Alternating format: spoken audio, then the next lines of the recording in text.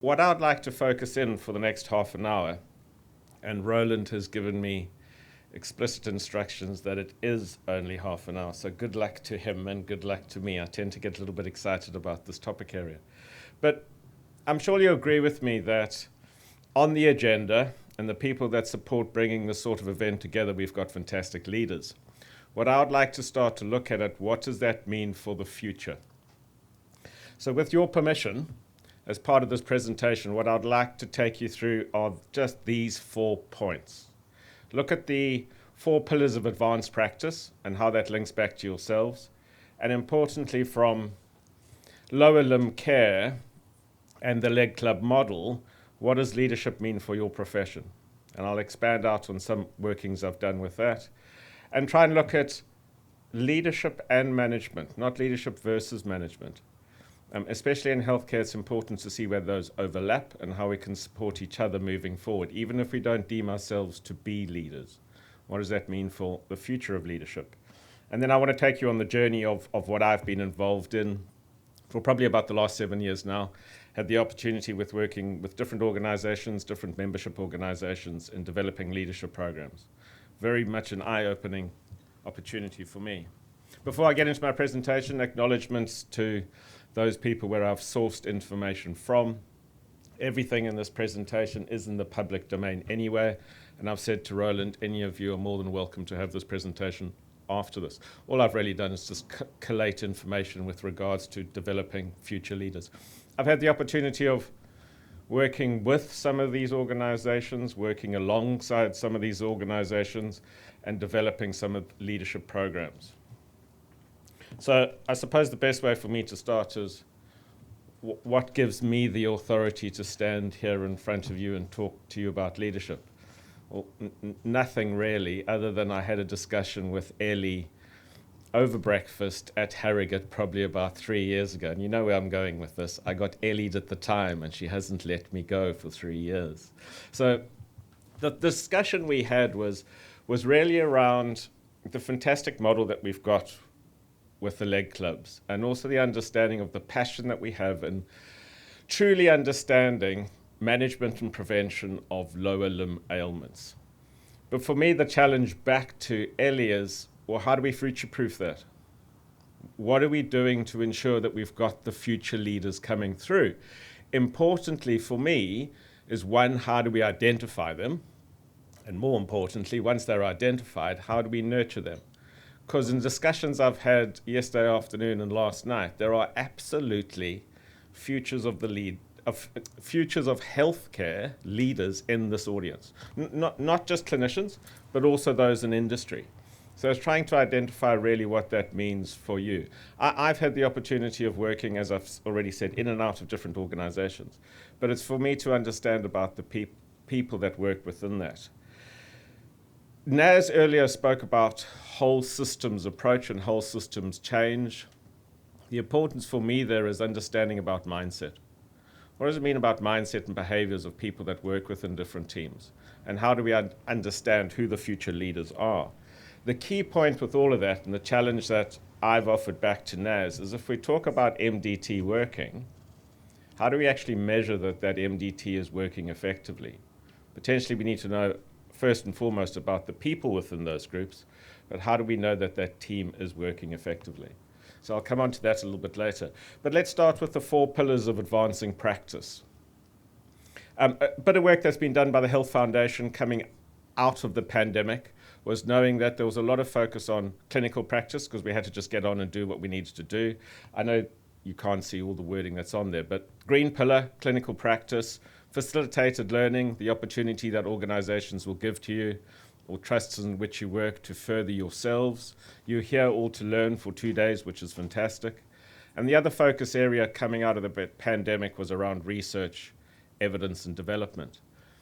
But in the work that was undertaken by the Health Foundation and the King's Fund, the pillar that was seen to be lacking support was around leadership.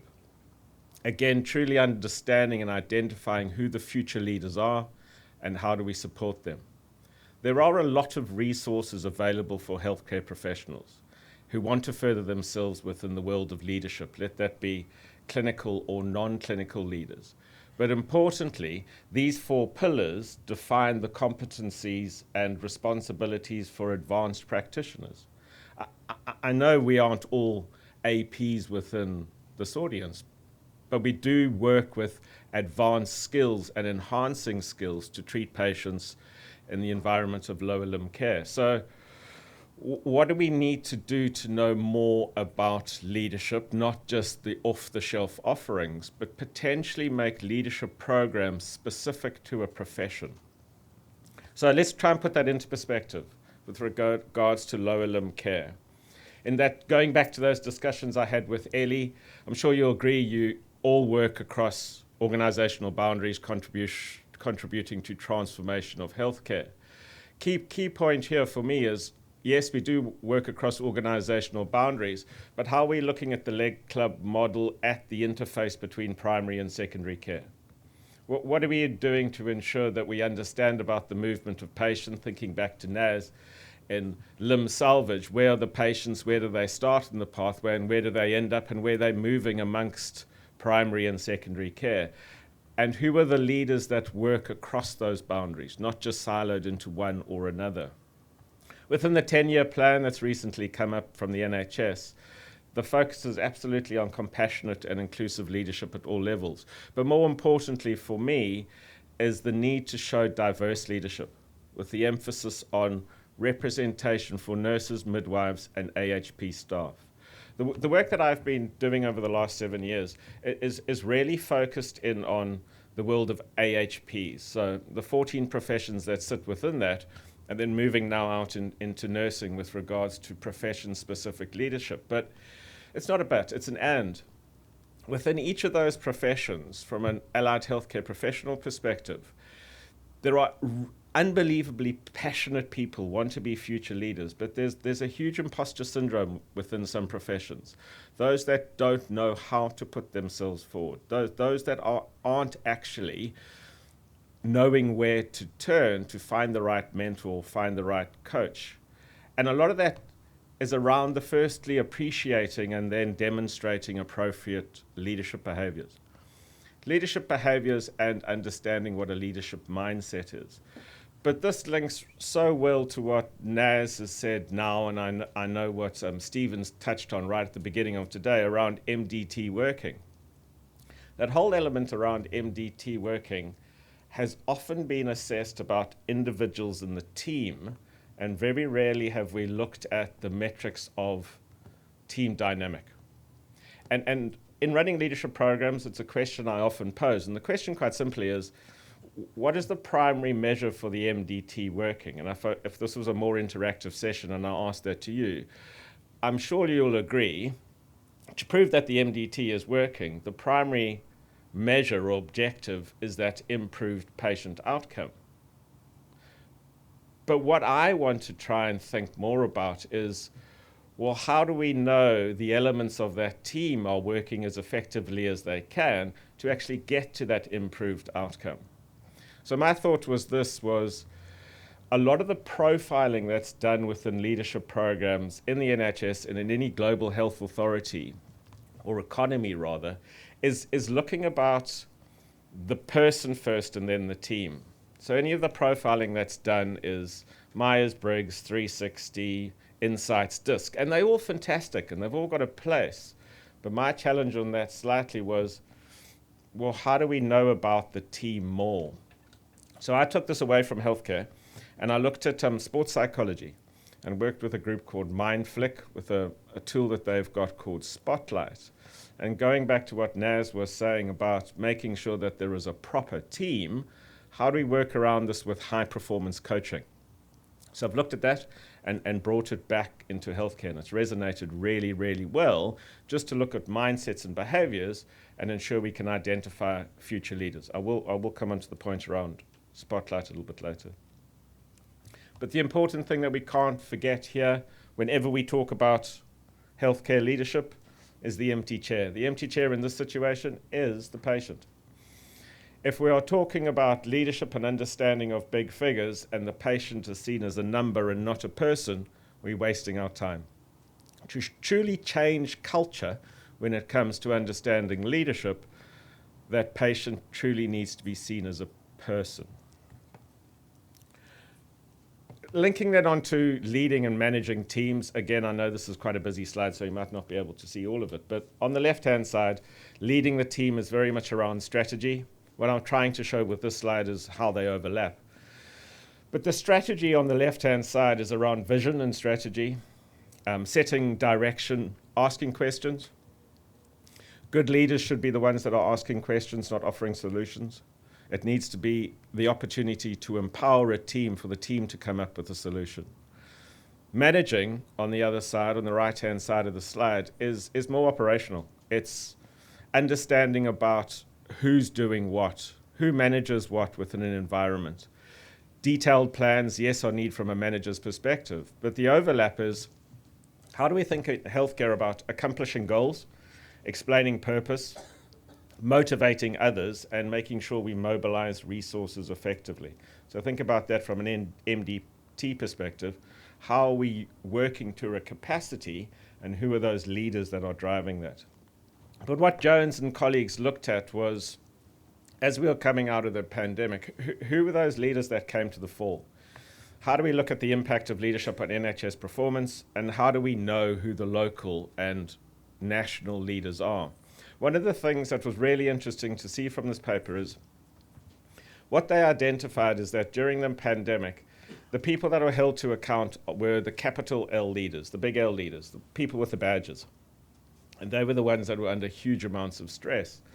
But what came through were the lower L leaders, or the little L leaders that just got on with the doing. And those are the ones we need to try and identify and nurture as we move forward in understanding better about healthcare leaders. I have got the full reference for this at the end of this presentation. So managing is very much operational, as I've said. I'm not going to go through all those key tasks, but it's around taking responsibility of process. Whereas managing is more around influencing and inspiring others. What are we doing together to lead to a common goal? Use the Mars projects as the example, as the presentation before me. There is a common goal there, but how are we all working effectively towards that? Managing and leading teams does overlap. And a gentleman by the name of Michael West did some really good work in this with the King's Fund. And he identified the paradox in healthcare is that we have to be able to manage performance, so being in control, but we need to enable freedom. And the paradox is that we have to do both of them, and both at the same time. A challenge, yes, I know, and not easy. But what are the tools, the resources, the evidence, and the support we need to offer to future leaders to actually be able to achieve that effectively? Another way of looking at it is what is above and below a waterline. Above a waterline with regards to governance systems and management is everything around service specifications, workforce plan, and learning and education plan. Those are set. We know we have to follow through with those. But importantly, it's all the hard work that goes on below the waterline with regards to cultural systems. And leadership looks at very much value-based behaviors, quality, motivation, and team working. For me, and I know this is a discussion I had with a few of you last night and even with Keith Harding this morning, is to change the NHS or to change any health economy, we can't just continue to throw money at it. Money is not going to make the difference. It's how that money is used through understandings of innovation that's coming through, and I know Keith is going to talk about that later. But importantly, not just the innovation that we have, but the innovative ways of working that we are going to do better, hopefully. But all of that is underpinned by culture. So again, coming back to that thought around money, we can throw as much money as we want at the NHS, but we have to ensure that we've got the right culture there to improve outcomes for patients. Again, not easy to do, but we need to know who these future leaders are. They're going to take us through this journey. Okay, so that was a whistle-stop tour for what I wanted to just get through with regards to management and leadership. What I'd like to do now is take you through the journey I've been on. This journey started back in 2017, moving into 2018.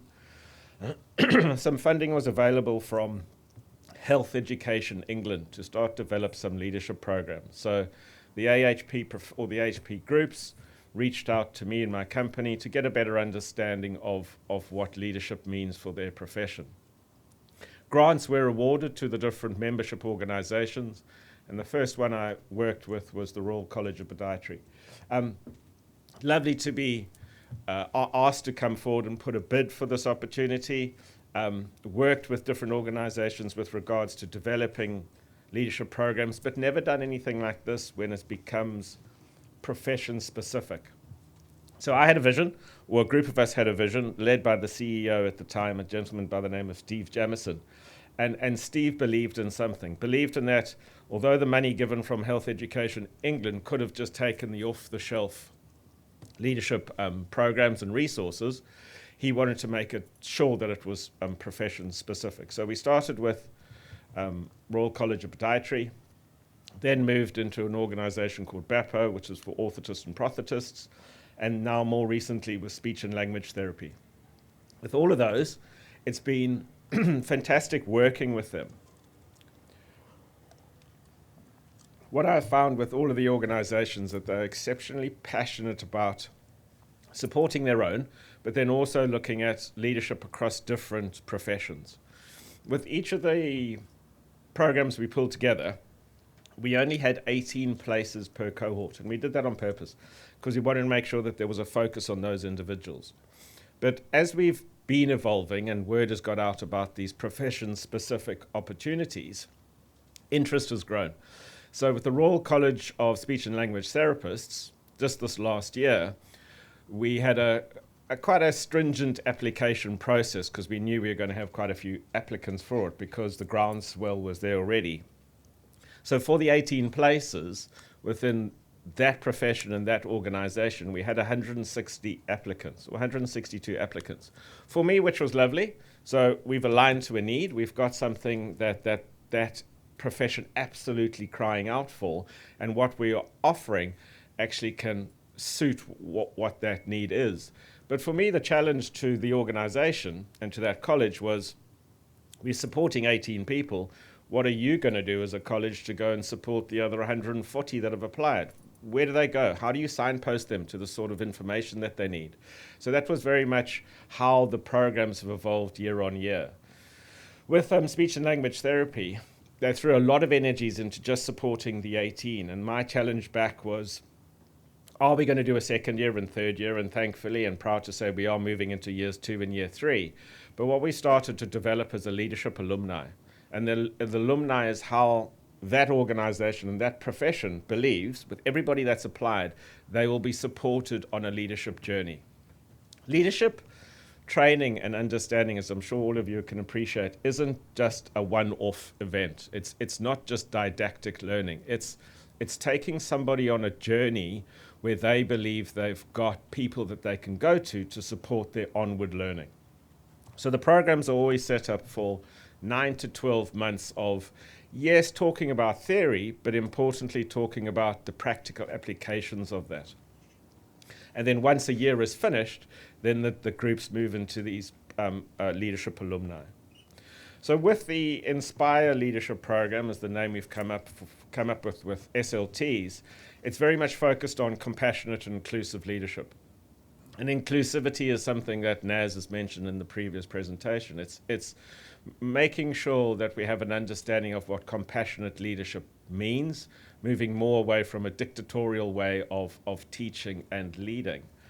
And what we looked at quite simply was breaking down a program into self, team, and profession. And the reason we did that is that we have to first understand about self-awareness. We have to know about ourselves, our strengths, our blind spots, before we can even think about managing a team. So that was very much the focus, using Spotlight as the tool, but also understanding about how we can know more about self and our own behaviors before we can affect others and support change. And what was really welcoming to see, other than using something quite new with Spotlight, just to let you know a little bit more about this, Spotlight as a tool was developed by a gentleman by the name of Mark Borden from Cricket England, so very much a sports psychology background, but also the sports psychologist from Manchester City football team. So very much around high-performance coaching, never really been tested or looked at within the world of healthcare, but has absolutely resonated well there. So we've been pushing this through for the last 7-8 years. And what's been interesting for me with this and using the same tool year on year is that we're collecting some really good data. Our next part to the project is to collate all that data together, because we've identified how certain traits around behavior and mindset can sit very specific to different professions. Come back to that thought around MDT working. We've got different people in different professions working together to improve a patient outcome. But if you've actually got data that can sit behind that to actually support how individuals can work better together to improve that outcome, this is the kind of tool we want to use to move that forward. Another part of the leadership programs that we've put together is offering the opportunity for the individuals that come on the program, so the cohorts, to develop their own projects. And I know this is something that Claire and I discussed yesterday with the group wanting to set up leg clubs. In people that want to move into the environment of doing something different, challenging, as Naz said, or indeed setting up a new leg club, we need to know who are the leaders that are going to support leading a project, leading actually initiating something and making sure that something continues, that being the leg club itself. But we also need to know how to engage with different stakeholders. And what Claire and I were talking about yesterday is very much talking about who holds the purse strings.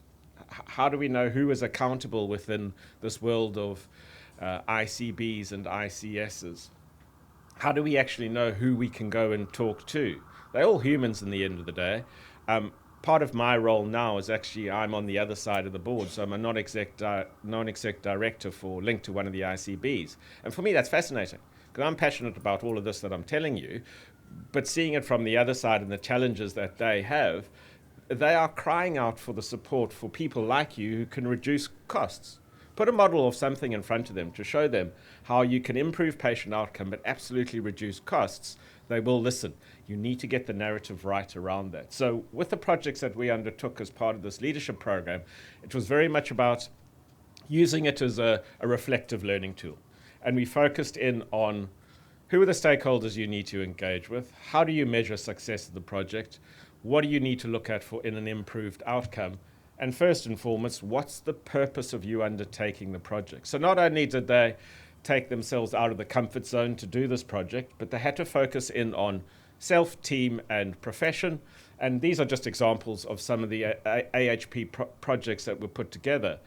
If any of you want any of the detail that sits behind any of these projects, please do ask me at the end. With permission from the author, obviously, I can share any of this information with you. I've got a QR code. It's the only bit of tech I've got today. The QR code at the end of my presentation, which is all my details, so you can get in touch, because I'm going to pose a question to you as well at the end. The thought around compassionate leadership leading up to a question I have to finish off with is, yes, we need to move more away from a dictatorial way of leading and something that's more enabling. Embracing the discomfort, and I know this is a discussion I've had with Naz as we're developing the Mars project, is we need to shake the tree a little bit. We need to do things differently. We need to change to ensure we have improvement. But we need to do that in a safe space. Naz said something interestingly during his presentation, which was all around that paralysis of fear of not doing something and losing a badge or losing a pin. There's some really good work that's been done in this around something called psychological safety. I haven't got time to go into that now, but it's been led by a lady by the name of Amy Edmondson. And all of that, bringing back to healthcare, is absolutely fantastic in allowing a safe space for an MDT to do things differently, obviously within the guise of what they should be doing, to improve a patient outcome, but ensuring that everything is fully inclusive and fully supportive. So what I'd like to do, as again with your permission, is to leave you with a question, because this whole conference is around pearls of wisdom. I've offered you a little bit about the people that I've engaged with, not the work that I've necessarily done, but the people that have developed leadership programs. One thing I've absolutely found during those programs is that we work in a world that's both complex and complicated. I'm sure you agree with that. But what I would like to pose as a question for you to take away and share back with me if you would like. It's not mandatory. But I would like you to think of the complex and complicated world in which we work, but look at that through the lens as viewed by a healthcare leader. We need to know that they are different, and we need to know how we can navigate through those different domains. And maybe as a little bit of extra fun, what analogy would you use to explain your thinking? If you are going to get back to me on this, I'm more than welcome to share all the cohorts thinking on this, because it's a question I've posed and some absolute nuggets that's come out from this. So true pearls of wisdom. Shame on you if you go and Google this or use AI. There's no right or wrong answer. But see if you can think about what is the difference between complex and complicated, and what analogy would you use to explain your thinking. So there's my QR code. That's me. I'll leave this up because we're going on to a break now. But get in touch with me if you want any of the materials that I've shared with you. They're not my intellectual property. They're in the public domain. I just happen to have collated them. And if any of you are interested to answer that question, feel free to do so. And I've got all those references for you as well. So let me go back and leave it on there. Thank you very much.